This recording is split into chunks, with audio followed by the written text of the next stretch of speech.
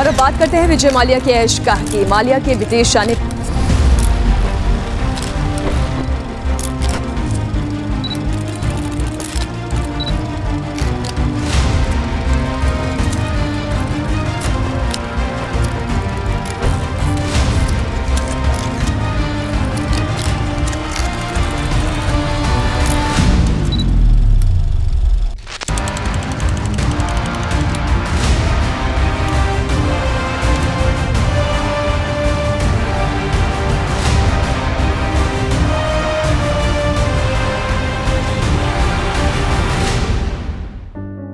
विजय माल्या एक ऐसे आदमी की कहानी है जिसके पास जब दुनिया के लोगों के पास कुछ नहीं था तो वो हर चीज़ का मालिक था। कार, जेट और बड़ी बड़ी पार्टीज। माल्या की ज़िंदगी एक सपने की तरह थी, लेकिन इस ग्लैमर और शान शौकत के पीछे एक छुपी हुई कहानी जो इंडियन 9,000 करोड़ रुपए के कर्ज तक पहुंची।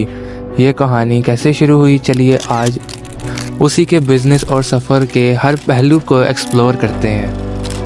एक ऐसी ज़िंदगी जिसमें दुनिया का सबसे अमीर तबका तुम्हारा दोस्त हो, तुम प्राइवेट जेट में सफ़र करते हो, हर पार्टी में लाखों का खर्चा और मेहमानों में दुनिया के सबसे मशहूर लोग हो। ये है विजय माल्या का दौर। किंग ऑफ गुड टाइम्स का लक़ब बनाने वाला वो आदमी जो कभी हर तरफ से दौलत में गिरा हुआ था, मगर इस दौलत के पीछे एक ऐसी कहानी छुपी है जो हर किसी के होश उड़ा देगी। ये कहानी एक धांधली की, एक ऐसे फ्रॉड की जो पूरे भारत को जिसने हिला के रख दिया। विजय माल्या एक नाम जो पहली दफ़ा दुनिया के सामने आया जब उसके वालिद विट्ठल माल्या ने अपने यूनाइटेड ब्रेवरीज ग्रुप का ताज विजय के सर पे रख दिया। यूनाइटेड ब्रेवरीज जो किंगफिशर बियर से मशहूर हुई एक ऐसी कंपनी थी जो भारत में शराब की सबसे बड़ी एम्पायर चलाती थी।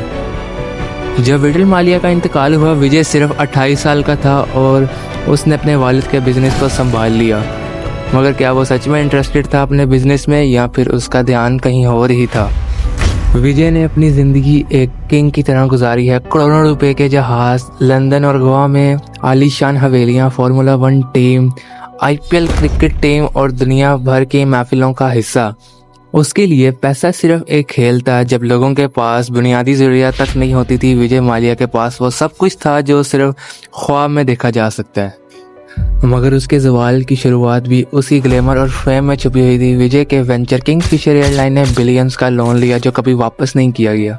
इस दौरान विजय के लैविश लाइफस्टाइल ने सबको हैरान किया। एक तरह से वो भारत का सबसे बड़ा डिफ़ॉल्टर बन गया था।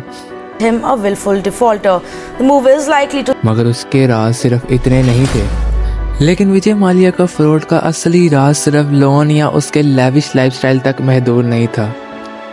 जो सबको समझने में नहीं आया वो था एक पूरी फाइनेंशियल प्लानिंग की कहानी। माल्या ने अपनी दौलत और एसेट्स को छुपाने के लिए एक स्ट्रेटेजी बनाई थी जो सिर्फ एक मास्टरमाइंड ही समझ सकता है। एक तरह तो भारत के बैंक से करोड़ों का लोन ले रहा था, दूसरी तरफ उसने अपने एसेट्स को इंटरनेशनल कंपनीज और फॉरेन अकाउंट के ज़रिए शिफ्ट कर दिया। इस काम में उसका साथ दिया कुछ बड़े फिल्म और इंटरनेशनल फाइनेंशियल इंस्टीट्यूशन ने, जिन्होंने उसके हर फ्रॉड को लीगल दर्जा देने में मदद की।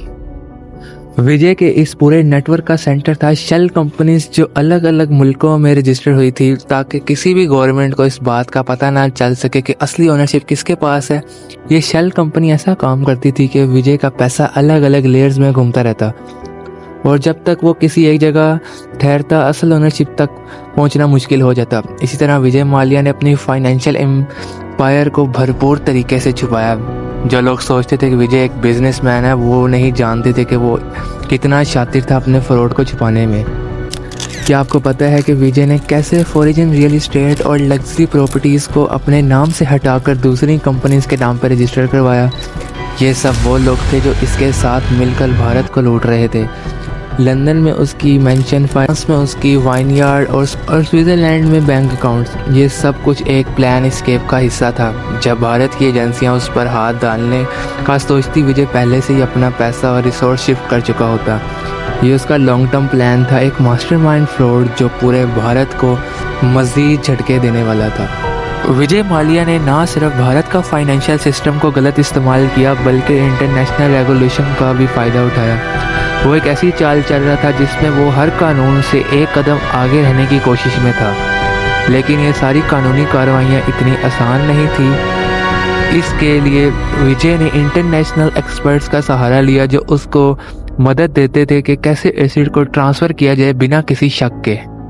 मगर आखिर कब तक, ये धोखा कितनी देर तक छुपा रहेगा? भारत की एजेंसियों ने जब विजय माल्या के फ्रॉड को पूरी तरह समझा तो सब कुछ समझ में आया कि वो कैसे इतने अरसे से सबको बेवकूफ़ बना रहा था। जब सब कुछ उलट चुका था, विजय ने भारत से भागना बेहतर समझा। आज वो लंदन में है, भारत को 9,000 करोड़ का नुकसान देकर। मगर भारत की एजेंसियां भी उसके पीछे हैं। क्या विजय माल्या वापस आएगा या फिर वो हमेशा के लिए आज़ाद रहेगा? अगर आपको ये वीडियो इन्फॉर्मेटिव लगी है तो चैनल को लाइक और सब्सक्राइब जरूर कीजिएगा। तब तक के लिए मिलते हैं। अल्लाह हाफिज़।